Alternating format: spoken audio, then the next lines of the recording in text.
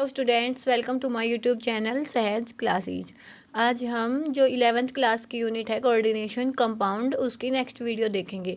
जो आपके एनसीईआरटी की बुक है उसका जो पेज 261 है 261 है उसके जो क्वेश्चंस हैं आज हम वो देखेंगे। ठीक है, तो इसके फर्स्ट क्वेश्चन से देखते हैं। तो इसका जो फर्स्ट क्वेश्चन है जो 9.5 है वो क्या कहता है कि वीबीटी के बेसिस पे हमें ये बताना है कि जो NiCN4 नेगेटिव है वो तो क्या है, स्केयर प्लानर है और डायमैग्नेटिक है।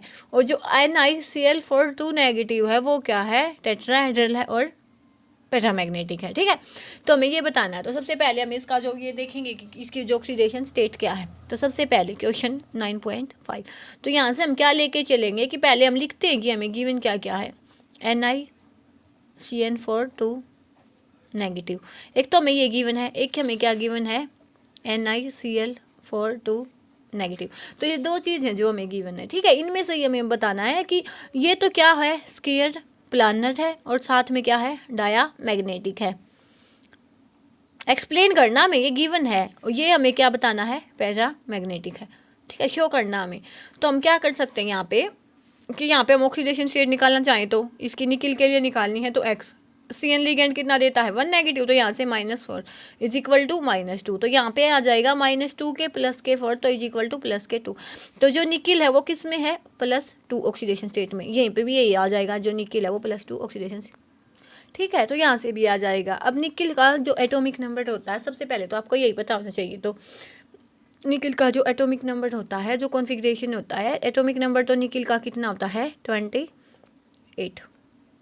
और जब इसका हम कॉन्फ़िगरेशन लिखना चाहें तो हम क्या लिखते हैं, 3D8 4S2। और जब हम Ni2+ का कॉन्फ़िगरेशन लिखना हमें तो वो कैसा हो जाएगा अपना 3D8। तो इस केस में भी जो कॉन्फ़िगरेशन है तो वो तो सेम ही चलेगा। ठीक है, अब हम लिखते हैं कि हमें 3D का ऑर्बिटल बनाना है ऐसे। डी में कितने होते हैं, 5, 1 2 3 4 5। यहाँ से हमने लिख लिया, यहाँ पे हमें D8 दिखाना है, यहाँ पे हमें D8 दिखाना है। लेकिन ये तो क्या बोला गया है कि डायामैग्नेटिक है, ये क्या बोला गया है, पैरामैग्नेटिक है। ठीक है, ये बोला गया है हमें। तो यहाँ पे हम जब SP के दिखाएंगे तो एक S का, ये 3 P के। ऐसे ही यहाँ पे भी एक S का, ये 3 P के। ठीक है, अब हमें दिखाना है कि जो इसकी हाइब्रिड, हमें ये भी पता है कि जो स्केयर प्लैनेट होते हैं इसकी हाइब्रिडाइजेशन होती है DsP2 और जो इसकी हाइब्रिडाइजेशन होती है ये sp3 होती है।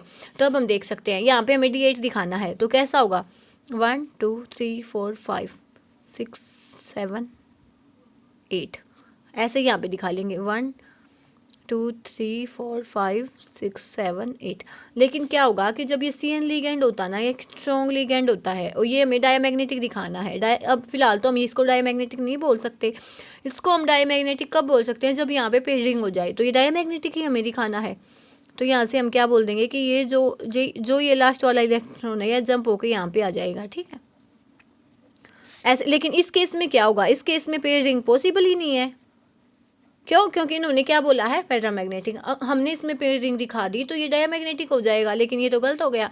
तो इससे हम क्या बोलेंगे कि जो अपना ये जो कॉम्प्लेक्स हमने लिया है ये क्या हो जाएगा, पैरामैग्नेटिक है। तो इस केस में हम पेयरिंग नहीं दिखाएंगे।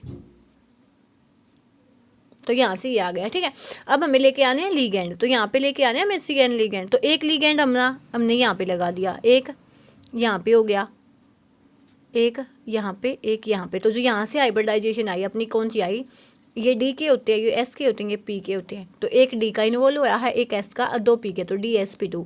तो यहाँ से हम क्या दिखा सकते हैं कि ये जो कॉम्प्लेक्स होगा ये स्केयर प्लानर होगा, दिखा सकते हैं। ऐसे यहाँ पे पेयरिंग तो होगी नहीं। तो यहाँ पे हमें जब वो लिगेंड लेके आने हैं तो यहाँ पे आ जाएगा एक Cl, यहाँ पे आ जाएगा, यहाँ पे आ जाएगा, यहाँ पे। तो यहाँ से हम क्या बोल सकते हैं कि जो इसकी हाइब्रिडाइजेशन हो गई sp3 और जो ये कंपाउंड हो गया ये टेट्राहेड्रल हो गया और साथ में क्या हो गया, पैरामैग्नेटिक हो गया। ठीक है, तो इस टाइप से हम इसकी एक्सप्लेन कर सकते हैं कि जो ये दो गिवन कंपाउंड है ना, ये क्या होगा, जो ये वाला कंपाउंड है तो डायमैग्नेटिक होगा और साथ में स्केयर प्लानर होगा, और ये जो कंपाउंड होगा ये पैरामैग्नेटिक होगा और साथ में क्या होगा, टेट्राहेड्रल होगा। तो आप इसका स्क्रीनशॉट लेना चाहें तो ले सकते हैं। तो यहाँ पे हमने DsP दिखाया है तो इसको हम क्या बोल सकते हैं, स्केयर प्लानर। ठीक है। ऐसे ही जब हम टेट्राहेड्रल कॉम्प्लेक्स के लिए देखेंगे तो यहाँ पे 2 अनपेयर्ड इलेक्ट्रॉन होने चाहिए, जो भी Cl के लिगेंड के आए वो ऐसे आ जाएंगे, तो इसको हम क्या बोल सकते हैं, sp3। तो यहाँ से हम ये दिखा सकते हैं कि हमने जो ये 2 कॉम्प्लेक्स लिए हैं ना, NiCN6 2 नेगेटिव, ये क्या हो जाएंगे, ये स्केयर प्लैनेट होगा, और जो NiCl4 2 नेगेटिव है ये क्या होगा, टेट्राहेड्रल होगा। ठीक है, अब इसका नेक्स्ट क्वेश्चन पे चलते हैं। नेक्स्ट क्वेश्चन ने क्या बोला है कि NiCl4 2 negative is paramagnetic वाहिल NiCO4 is diamagnetic, तो बोथ आर टेट्राहेड्रल वाही।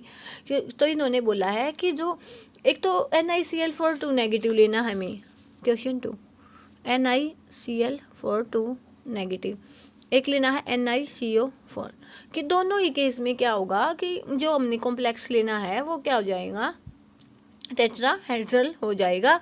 लेकिन जो है ये तो जो कॉम्प्लेक्स हमें गिवन है ये तो क्या दिया गया है, पैरामैग्नेटिक दिया गया है, और ये जो कॉम्प्लेक्स हमें दिया गया है वो डायामैग्नेटिक दिया गया है। तो हम कैसे दिखा सकते हैं इसको, देखो अब हम इसमें सेम चीज़ लिखते हैं। यहाँ पे हम निकल के ऑक्सीडेशन स्टेट निकालेंगे तो कितनी होगी, x हो गई +2। लेकिन ये जो CO लिगेंड है ये एक न्यूट्रल लिगेंड होता है, तो जो इस पे चार्ज होगा वो जीरो हो जाएगा। तो इस केस में हम क्या बोलेंगे, जो Ni है वो जीरो ऑक्सीडेशन स्टेट में। तो इसका कॉन्फ़िगरेशन लिखेंगे तो हम क्या होगा, D8, इसका लिखेंगे तो D8 4s2, ठीक है। जब हम इसमें दिखाएंगे तो हमने इसमें पहले वाले केस में देख लिया था इसका, तो ये जो ये वाला था सेम है जी। तो इस केस में तो हम पेयरिंग नहीं दिखा सकते, नहीं दिखाएंगे तो जो इसकी हाइब्रिडाइजेशन हो गई sp3। तो यहाँ से हम क्या बोल सकते हैं कि ये क्या हो जाएगा, पैरामैग्नेटिक हो जाएगा। अब बात आई इस केस की, इस केस में हम दिखाते हैं ऐसे,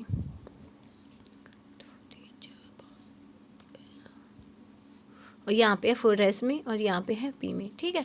4s में है 2 इलेक्ट्रॉन। तो इस केस में क्या होगा कि पहले तो है ना जो ये जो इलेक्ट्रॉन है इसकी पेयरिंग हो जाएगी, इसकी पेयरिंग होते ही क्या हो जाएगा, जो अपना ये एम्प्टी हो जाएगा इसमें जो इलेक्ट्रॉन्स हैं। तो उसके बाद क्या होगा, इसमें एक्साइटेशन होगा, जो s इलेक्ट्रॉन्स हैं इनका d ऑर्बिटल में एक्साइटेशन हो जाएगा। एक्साइटेशन होने की वजह से क्या हो जाएगा, जो ये तो जो d है ये अपना कम्प्लीटली फिल होगा, ये s भी एम्प्टी हो गया, 3 p के हो गए, तो sp3। यहाँ से इसकी हाइब्रिडाइजेशन तो sp3 आ गई, लेकिन हम क्या देख सकते हैं कि कोई भी अनपेयर्ड इलेक्ट्रॉन नहीं है, तो ये क्या आ गया, डायमैग्नेटिक। तो हम क्या बोल सकते हैं कि जो NiCl4 है वो पैरामैग्नेटिक है, NiCO4 डायमैग्नेटिक होगा। बेशक से क्या हूँ, दोनों ही क्या हूँ, टेट्राहेड्रल स्पीसीज हूँ। तो ठीक है, इसके लिए आप इसका सॉल्यूशन देख सकते हैं, आप इसका स्क्रीनशॉट लेना चाहें तो ले सकते हैं। ठीक है, तो यहाँ से हम क्या बता सकते हैं कि जो हमने Ni2+ लिया है ये तो क्या हो जाएगा, पैरामैग्नेटिक, क्योंकि इसमें 2 अनपेयर्ड इलेक्ट्रॉन है और टेट्राहेड्रल होगा। लेकिन NiCO4 के केस में देखेंगे हम तो क्या होगा, इसमें कोई भी अनपेयर्ड इलेक्ट्रॉन नहीं होगा, तो ये क्या हो जाएगा, डायामैग्नेटिक हो जाएगा। ठीक है, तो आज के लिए इतना काफ़ी है, इसके 3 क्वेश्चंस बचते हैं वो हम कल देखेंगे। Thanks for watching.